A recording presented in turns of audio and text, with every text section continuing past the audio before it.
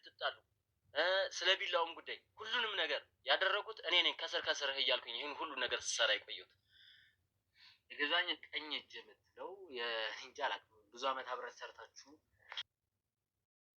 እግዚኦ እግዚኦ እግዚአብሔርን ነው የምላችሁ። ያኮረፈ ጥላት ይግደላችሁ።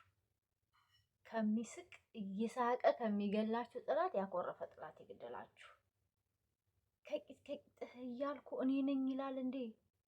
እኔ እኮ ብያችኋለሁ፣ ትናንትና በለቀኩት ቪዲዮ ላይ ብያችኋለሁ። አንደኛ እኔ እንትን ስል በቃ ሁለቱንም ተሙንም ሊያስገድል ያሰበው ጥላት አንድ መሰለኝ። ምክንያቱም የሚናገሩት ንግግር እስከ መጨረሻው ሚኪ ሚኪ ሚኪ ሚኪ ሚኪ ነበር የሚሉት። ሚኪ የሚኪ ስም የሌለበት ቦታ የለም። አንደኛውን እኮ መሪ ባንዴ አይገኝም። እስከዛሬ ብዙዎቻችሁን አይተናል። ማንም መሪውን የሚናገር የለም። የራሳቸውን አለቃ እንጂ የሚያዛቸውን እንጂ ዋናውን መሪ የሚናገር የለም። ግን እነዚህ ሚኪ ሚኪ ሚኪ ሚኪ ሚኪ ሲሉ ነበር። ይኸው ዛሬም መጀመሪያ ላምንም አለ። ቀጥሎ ደግሞ እኔ ነኝ ተቂጥህ እያልኩ ይሄን ሳደርግ የነበረው። አረ እግዚአብሔርን ያወጣ ሚኪ እኮ መድኃኒዓለምን እንዴ! እኔ ባለፈውም እኮ የሰጡ እኔ የወደቅከው እሱ ራሱ የሰጠ መድኃኒት ነው። ጠይቁት፣ እሱንም እንዳትረሱት።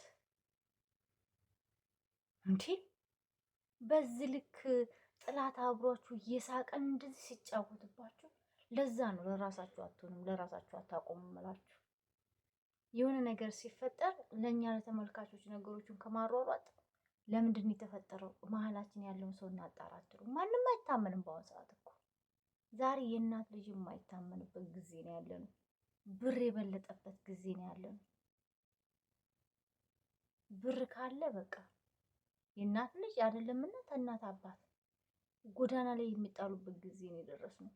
አይደለም ቀኝ እጄ ነው 2 አመት ሰርተናል፣ 3 አመት እናት አባት ከተወልዱ ወልደው አሳድገው ኩለው ስንት ደረጃ ያደረሱት ራሱ ለነሱ እንኳን የዛሬ ልጅ አይመለስም። እየተመለስን አይደለም።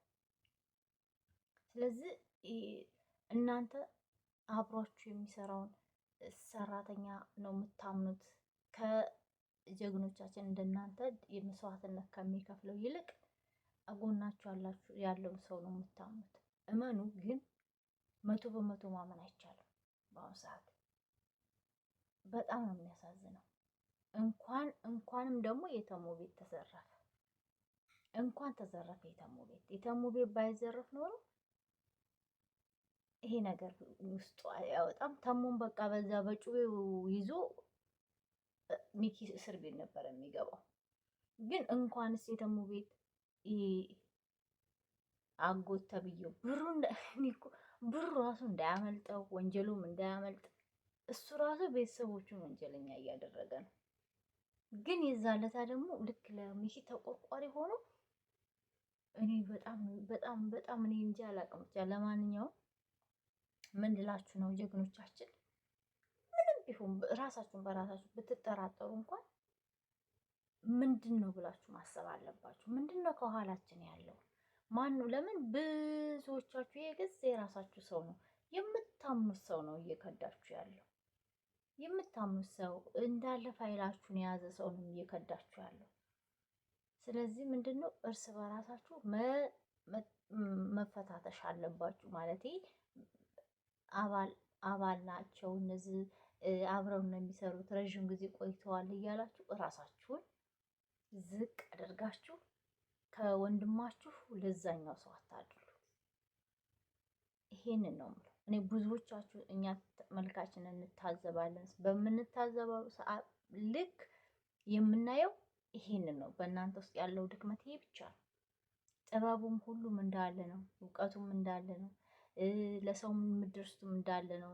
ማዘኔት ሁሉ ነገር እንዳለ ነው። እግዚአብሔር ይመስገን። አሁንም አብዝቶ ጨማምሮ ይስጣችሁ። ግን የሆነ ነገር መሀላችሁ ሲፈጠር ግን ለምንድን ነው ብላችሁ መጠየቅ አለባችሁ። ለምንድን ነው ሁለታችን መሀል ለምን ነው የገባው? ሶስታችን መሀል ምንድን ነው የገባው? ቆይ ማየት አለብን። እርስ በራሳችሁ ከመጠራጠር መታየት አለባችሁ። የስራ ባልደረቦቻችሁ ማየት አለባችሁ። ለምን ብር የበለጠበት ጊዜ ስለሆነ ብር ዛሬ ብር ነው የበለጠው ከሰው ልጅ። ምክንያቱም ይሄ ልጅ አሁን አብሮ ረዥም ጊዜ ሰርቶ ብዙ ጊዜ ኖሮ ብር ነው የበለጠበት። የእነ ሚኪ እንደዛ መሆን እንደዛ መስዋዕትነት መክፈል ምንም አይደለም ለሱ። ስለዚህ በአሁን ሰዓት ማንንም ምንም ማመን የለብንም። ጀግኖቻችን እርስ በራሳችሁ መሆን ነው ያለባችሁ። ምንም ጥፋት እንኳን ትክክለኛ ጥፋት እንኳን ቢኖር ቁጭ ብላችሁ መመካከር ነው ያለባችሁ። ተመካክራችሁ ቆይ ይሄ እንዴት ነው እንደዚህ ለምን እንደዚህ ሆነ ብላችሁ እንትን በሉ ነገሮችን ፍቱት። ምክንያቱም እስከዛሬ ድረስ ብዙ ጀግኖቻችን እርስ በራሳችሁ አጣልተዋችኋል። አንድም እውነት የለም፣ አንድም ማለት ነው። እስካሁን ብዙ አይቻለሁ። ከአንድም ስንት እነ ነበልባል ብትሉ እነ ዞላ ብትሉ እነ ሎሌ ብትሉ ኧረ ስንቱ እነ ጉሩሜ ጋም ብትሉ ብዙ ብዙ ብዙ እርስ በራሳችሁ ያጣሏችኋል። ግን ምንም እውነታ የለውም። ሁሉም የነዛ ሴራ እንጂ እናንተስ ምን ሁላችሁም ንጹህ ናችሁ። እንዳልኳችሁ ለራሳችሁ ስለማትሆኑ ብቻ ነው። ያ ነው የእናንተ ድክመት እንጂ በተረፈ እናንተስ ምንም እንከን እንደማይኖር እናውቃለን። ውድ ቤተሰቦቼ እንግዲህ ሚኪዬም እንገድልሃል የተባለችውን ልጅ እንትንም አግኝቶታል። እግዚአብሔር ይመስገን ከሁሉም ነፃ ነው የሚሆነው። ከነ ተሙዬ ጋርም እግዚአብሔር ይመስገን በዚህ ተረጋግጧል። መጀመሪያ ባያምንም እንግዲህ ቀጥሎ አምኗል። ደግሞ በልጅቷን በኩል ደግሞ እግዚአብሔር ይመስገን እና ብቻ ክብሩ ይስፋ። የሚፈለገው እሱ ነው። የሚፈለገው የእናንተ ደህንነት ነው። ግን በጣም ዱላው በዝቷል። በተለይ ሚኪ ላይ በጣም በጣም በጣም ዱላው በዝቷል። እግዚአብሔር አምላክ ያቅልል ነው የምለው። እግዚአብሔር አምላክ ይመልስልን። በዚህ በወጣትነታችሁ የዚህን ያህል መቀጣት ማለት የዚህን ያህል ፈተና መድረስ ማለት በጣም ከባድ ነው። እንኳን አይደለም ለሰው ተብሎ የዚህን ያህል መከራ ቀርቶ እኛ ትንሽዬ ፈተና መሸከም አንችልም። ታስመርረናለች። እናንተ ግን ለሰው ብላችሁ ለምስኪን ብላችሁ ይሄ ሁሉ ማድረጋችሁ እግዚአብሔር ውለታችሁን ይክፈለው። እድሜ ጤና ይስጣችሁ። ከምንም በላይ እሱ ነው ፈጣሪ አምላክ። ያንን ለማለት ነው ውድ ቤተሰቦቼ። በተረፈ ደስ ብሎኛል። እንኳን ደስ አላችሁ። እነሱ ሰላም ስለሆኑ ማለት ነው። በተረፈ በስደት ያላችሁ ሁላችሁም ምንም አይንካችሁ። እግዚአብሔር አምላክ ከእናንተ ጋር ይሁን። ደህና ሁኑልኝ። ቻው